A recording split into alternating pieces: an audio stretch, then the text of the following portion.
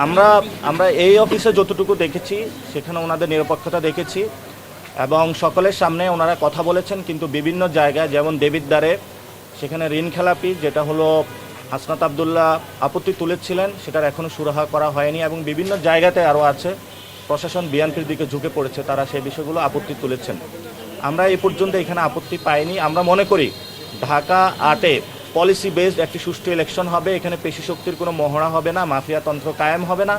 আমরা এখনও পরিস্থিতি যেটা দেখছি সেটাতে আমরা মনে করি নিরাপত্তার ঘাটতি রয়েছে, অর্থাৎ নিরাপত্তা নিয়ে আমরা শঙ্কিত রয়েছি এবং যারা আমাদের সাথে কাজ করছেন তারাও নিরাপত্তা নিয়ে শঙ্কিত রয়েছেন। কিন্তু প্রশাসনের দিক থেকে যদি ওনারা আরও অ্যাক্টিভ হন, আমরা আশা করি ঢাকা 8-এ একটি সুষ্ঠু ইলেকশন করা সম্ভব বলে আশা করি। নাসির ভাই, আপনাদের সাথে জামাতের একটা অ্যালায়েন্স রয়েছে, কিন্তু বিভিন্ন জায়গায় দেখা যাচ্ছে জামাত এবং এনসিপি দুইটারই বোথ ক্যান্ডিডেট রয়েছে। এটি একটি কোশ্চেন। আরেকটি কোশ্চেন হচ্ছে, আপনি যে আসনে ইলেকশন করছেন সেটি মির্জা আব্বাসের আসন, বিএনপির ক্যান্ডিডেট, তিনি এখান থেকে 4 থেকে 5 বার এমপি নির্বাচিত হয়েছেন এবং ঢাকার মেয়রও হয়েছিলেন। তো আপনি নির্বাচনটাকে কীভাবে কতটা প্রতিদ্বন্দ্বিতাপূর্ণ মনে করছেন এবং জামাতের সাথে আপনাদের জোটের বিষয়টা যদি একটু ক্লিয়ার করতেন, যে আপনাদের ক্যান্ডিডেটও রয়েছে, যেমন শাহরিয়ার ভাই নিজেও রয়েছেন, ওনার সাথে সকালে কথা মির্জা আব্বাস কয়বার এমপি হয়েছে? 4 থেকে 5 বার। আপনি আরেকটু ডেটা ক্যালকুলেশন করে দেখবেন, ওনার জয়ের চেয়ে হলো হারার রেকর্ড বেশি। সো ইনশাল্লাহ এবার শাপলাকলি জয় হবে, আমরা এটা আশা রাখি, সবার উপরে বিশ্বাস রাখি। বিজলি কেবলস এর স্ক্রিন কোটেড ইনসুলেশন আগুন প্রতিরোধী। বিজলি কেবলস, নিরাপদ আজীবন। আর জামায়াত ইসলামের বিভিন্ন জায়গায় তারা প্রার্থিতা দিয়েছেন, ইসলামী আন্দোলনও দিয়েছেন। আমাদের আজকে প্রিলিমিনারি একটি মিটিং রয়েছে কেন্দ্রীয়ভাবে, আশা করি যে কালকে মনোনয়নের যে যাচাই বাছাইটা কালকেও চলবে, তো সেই ক্ষেত্রে 5 তারিখ পর্যন্ত আমরা আশা করি আমাদের এই বিষয়গুলো সমস্যার সমাধান হয়ে যাবে। ওনাদের যে মনোনয়ন ফর্মগুলো টিকবেন, আমাদের যেগুলো টিকবে, সেগুলো নিয়ে আমরা একটি সুন্দর যাত্রা করে সরকার গঠনের দিকে যেতে পারবো আশা করি। কয়টি আসনে ক্যান্ডিডেট দিয়েছিলেন?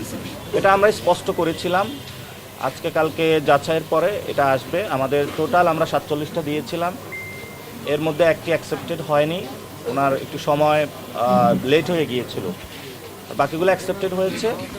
যাচাই বাছাইয়ের পরে যখন রেজাল্ট আসবে তারপরে আমরা দেখতে পাবো যে টোটাল কয়টি হয়েছে। অর্থাৎ আমরা এখানে সংখ্যাটা বাড়ানোর চেষ্টা করি নাই, আমাদের কয়টি আসনে ইনশাল্লাহ আমরা জয় ছিনিয়ে নিয়ে আসতে পারবো সেটা চিন্তাই করে দিয়েছি। এবং জামায়াত ইসলামী আন্দোলন, এবি পার্টি এবং যে আমাদের জোটটা রয়েছে, মামুনুল হকের পার্টি রয়েছে, আমরা সবাই মিলে যাতে সরকার গঠন করতে পারি সেই প্রচেষ্টার অংশীজন হিসাবেই আমরা এই জোটে মনোনয়ন জমা দিয়েছি এবং যে বিজয়ী আসন হিসাবে আমরা নিয়ে আসতে পারবো সেখানেও হলো বিজয়ী আসন হিসাবে আমরা বেশি দেখেছি, আমরা সংখ্যা বাড়ানোর চেষ্টা করি নাই। আর বাংলাদেশের বর্তমান যে পরিস্থিতি রয়েছে, নির্বাচন কমিশন ইলেকশনের তফসিল দেওয়ার পরে আমরা নির্বাচন কমিশনকে বাংলাদেশে আর দেখতে পাচ্ছি না। চিফ ইলেকশন কমিশনার থেকে শুরু করে বিভিন্ন জায়গায় বাংলাদেশের বড় ধরনের শোডাউন হচ্ছে পলিটিক্যাল পার্টিগুলো। আমরা সে বিষয়ে নির্বাচন কমিশনকে আহ্বান জানাবো, যদি আপনি দায়িত্ব পালনে কোথাও অপারগতা দেখেন বা কোথাও থেকে প্রেশার ফিল করেন, জনগণের সামনে আসুন, জনগণকে চেহারা দেখান। এই যে 2 দিন যাচাই বাছাই প্রক্রিয়া চলতেছে, আমরা এই ধরনের নির্বাচন কমিশন থেকে একটি স্টেটমেন্টও দেখি নাই। এবং গত 1 সপ্তাহ যে বাংলাদেশে ছবির মহড়া হলো, পোস্টারের মহড়া হলো, সেই বিষয়ে নির্বাচন কমিশনের কোনো পদক্ষেপ আমরা দেখি নাই।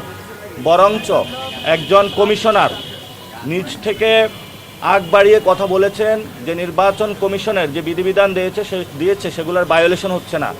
আমরা মনে করি এই ধরনের দলকানা নির্বাচন কমিশনার, তাদের লজ্জা শরম থাকা উচিত এবং অতি দ্রুত তাদের পদত্যাগ করা উচিত।